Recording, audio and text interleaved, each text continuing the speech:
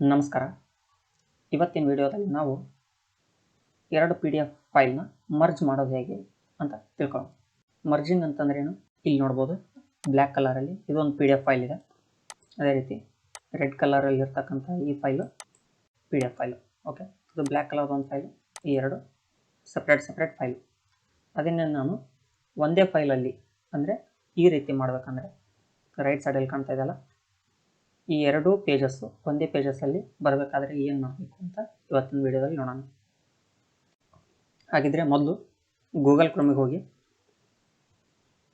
ಇಲ್ಲಿ ilovepdf.com ilovepdf.com ಅಂತ ಹೇಳಿ ಎಂಟರ್ ಒತ್ತಿ. ಇಲ್ಲಿ ಫಸ್ಟ್ ಆಪ್ಷನ್ ಇದೆ ಮರ್ಜ್ PDF ಅಂತ ಹೇಳಿ, ಅದ್ರ ಮೇಲೆ ಕ್ಲಿಕ್ ಮಾಡಿ. ಇಲ್ಲಿ ಸೆಲೆಕ್ಟ್ PDF ಫೈಲ್ಸ್ ಅಂತ ಇದೆಯಲ್ಲ, ಇದ್ರ ಮೇಲೆ ಕ್ಲಿಕ್ ಮಾಡಿ.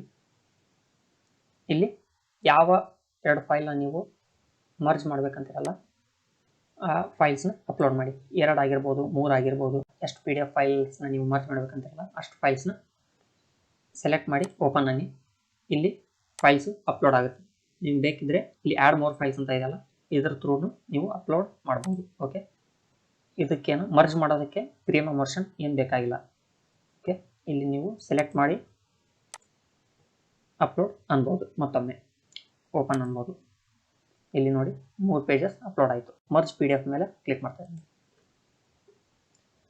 ಇಲ್ಲಿ PDFs have been merge, download merged PDF ಅಂತ ಇದೆಯಲ್ಲ, ಇದ್ರ ಮೇಲೆ ಕ್ಲಿಕ್ ಮಾಡಿ.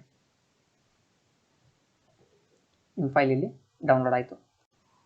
ಇಲ್ಲಿ ಓಪನ್ ವೆನ್ ಡನ್ ಅಂತ ಅನ್ನಿ. ಇಲ್ಲಿ ನೋಡ್ಬೋದು 3 ಪೇಜಸ್ಸು ಇಲ್ಲಿ ಬಂದಿದೆ. ನಾವು ಅಪ್ಲೋಡ್ ಮಾಡಿರ್ತಕ್ಕಂಥ 3 PDF ಫೈಲ್ಸು ಒಂದೇ PDF ಫೈಲ್ ಆಗಿ ಕನ್ವರ್ಟ್ ಆಯಿತು. Thank you.